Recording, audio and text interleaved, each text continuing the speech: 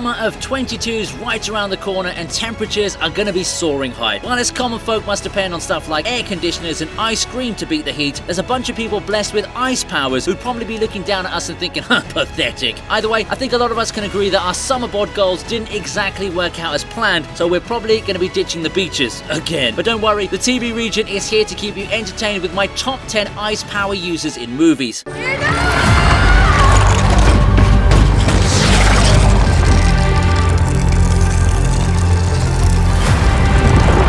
Emily Blunt's a likeable actress who's done some amazing roles, but man, Freya was very different. I mean, sure, she's the freaking ice queen with all kinds of freezing abilities, but honestly speaking, she kind of felt like Disney's version of a certain, authoritarian leader. Also, what's with all those ice wars she keeps creating? Is she on Donald Trump's payroll or something? I mean, I just don't get it. Look, I know she lost her daughter and that's traumatic, but it's no excuse to go around freezing people as if they're just ice lollies. Despite her motivations, we can't deny that she's super powerful and can do anything to have her way. I mean, sure, she tries to do some good towards the end of the movie, but gets killed by the ravenous Charlize Theron, who's pretty much in everything nowadays, from Doctor Strange to The Boys. While I do think that Blunt put in a good performance, I still like her better when she's training Tom Cruise to kick alien asses or giving birth to children at minimal volume.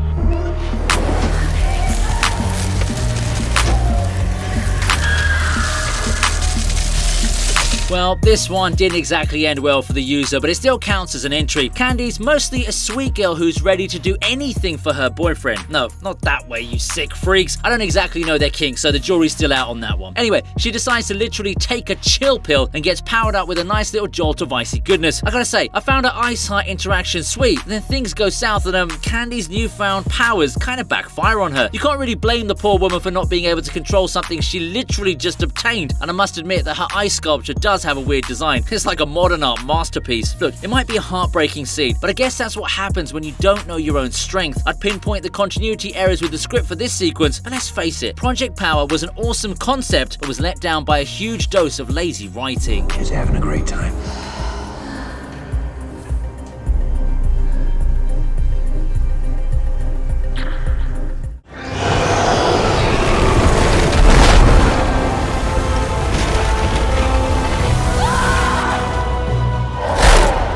Hey look, another movie that's got Chris Hemsworth in it. Strangely enough, he's not the one with ice powers in either of them. The Frost Giants are a bunch of meanies that give me the creeps. They're kind of like the Na'vi species from Avatar if they went through an evil goth phase. And don't even get me started on the leader Laufer. He was giving off Vecna vibes way before Vecna was even a thing. Well, I guess there's no point in running up that hill now, is there? The Frost Giants and their ice powers are a lot more dangerous than we think, but we don't really get to see them properly because Marvel was busy trying to show off Thor's flashy lightning strikes instead. I mean, sure, we do get to see them in action when the God of Thunder and his team take on a whole freaking army of the dudes, but I still think you'll get a better idea of their capabilities once you read the comics. Also, don't forget that Loki is a frost giant too, and he's the god of mischief. It's got to count for something, right?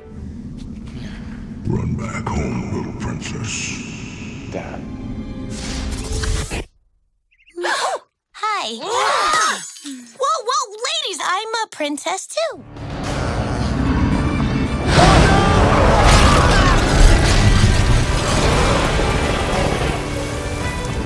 Ice users aren't just limited to humanoids, you know. I know dragons are usually known for breathing fire, but honestly, I think an ice dragon just sounds a whole lot cooler.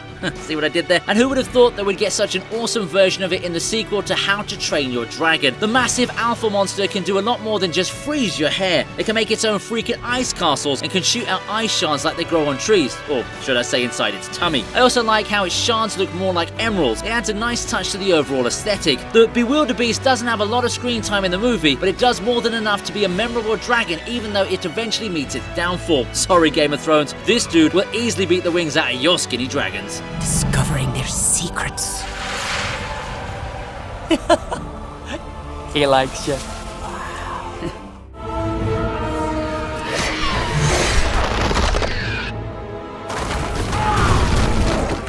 Tilda Swinton really is a mistress of disguise. Don't believe me? Check out her acting credits and get back to me. She's a lot more than just Stephen Strange's bold magic instructor. One such role is Jadis, the White Witch from the Chronicles of Narnia. Her ice powers have massive range. The woman can even make goblets and jewelry boxes. Can you even imagine how much money she'd make if she was living in the 21st century with all those fake Gen Z influencers chasing clout on Instagram? I'm sure some vintage chalices would be a much bigger flex than those fake private jets they keep posting about anyway. But of course, her powers aren't just limited to that. She can also make ice swords and wreak all kinds of havoc with her chili beams as well. The woman was so hard to stop in the movie that the mighty Aslan had to come to the rescue. You know someone's tough when a talking lion must be called to take them down.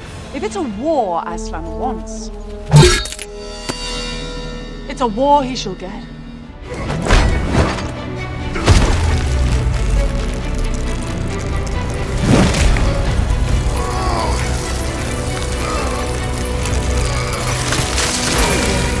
The Mortal Kombat game series is totally legendary. I can't really say the same about the movies though. I guess it's just the good old curse of the video game adaptation. But hey, I'm not here to criticize crappy movies. I'm here to talk about ice powers and my favorite character from the game, Sub-Zero. The dude, he's just too damn good. And this is without even considering his awesome uniform. He can freeze people at will, he can create ice weapons whenever he wants, and let's not forget that amazing scene where he throws a goddamn machine gun in the middle of it firing. Bruh, like how does he even have the balls to do that? I don't know about you, but I'm the type to run away when I see any kind of ammunition, even a kitchen fork. Either way, Sub-Zero was one of the very few redeeming moments from the movie, and I for one am excited to see more of him in the future, preferably in video games or animated shows though.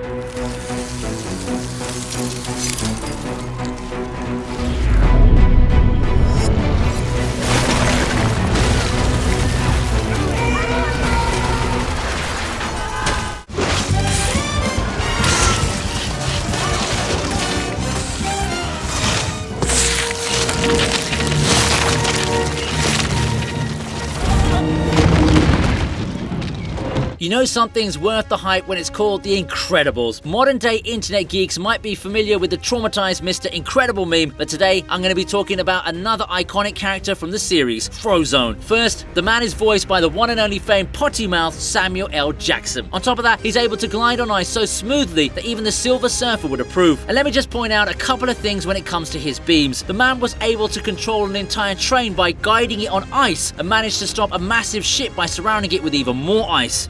I'm sure the big MNCs would have loved to have FROZON on their side because then they'd be able to regenerate all the melting ice caps. Sorry Leo, you don't need your fake environmental enthusiasm anymore. I hope I didn't offend any wannabe Greta Thunbergs with that statement, and even if I did, just go suck on some popsicles. How dare you! Okay. I think I just need a little bit of me time.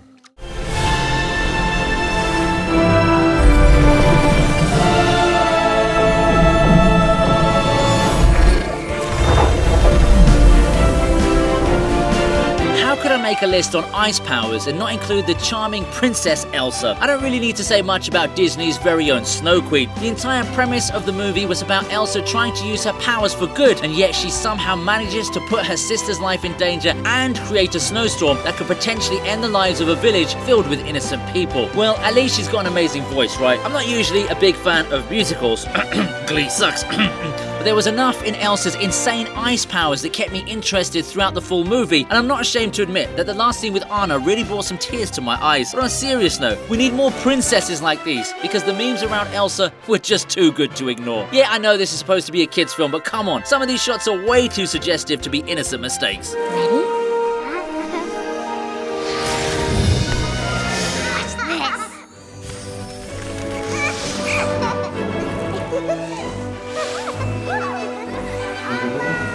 Let's kick some ice.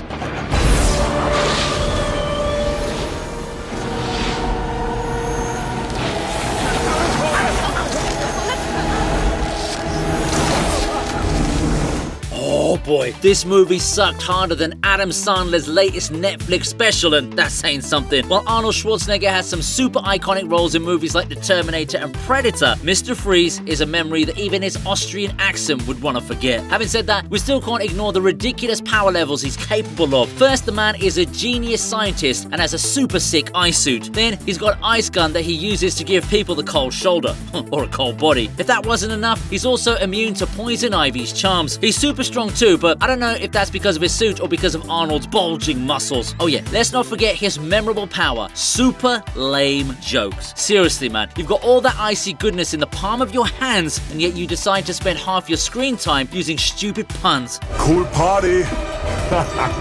Bruh, where you from? The Ice Age? What killed the dinosaurs? The Ice Age! Stay cool, bird boy.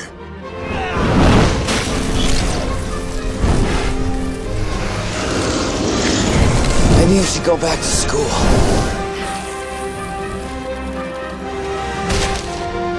You never should have left. Of course I was going to end my list with the iciest member from the X-Men. Bobby Drake was somewhat of a late bloomer in the franchise, but he's managed to become one of the most memorable mutants thanks to his boyish charms and that ice-cold swag. His powers aren't to be taken lightly either. I mean, the dude managed to defeat Pyro in mere seconds after tapping into his true potential. That's like an ice-type Pokemon defeating Charizard. Bobby's always been a side character as compared to guys like Wolverine or Magneto, but he's managed to make the most of it whenever he's had the chance. Also, his powers have continued to develop throughout his time in the Fox property, so it will be interesting to see how he's going to be treated in the Disney version of the X-Men. Your own age. Learning, being accepted.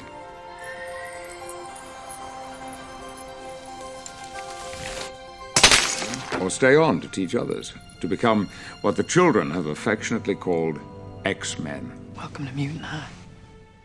And that's the end of our list. Like, share, and subscribe if you're new to the channel, and head over to the description for access to my socials, Patreon, and Discord server. I'm thinking of doing a whole series based on different powers, so let me know what you think of them in the comments below. Alright then, I'll see you next time on the TV Regent.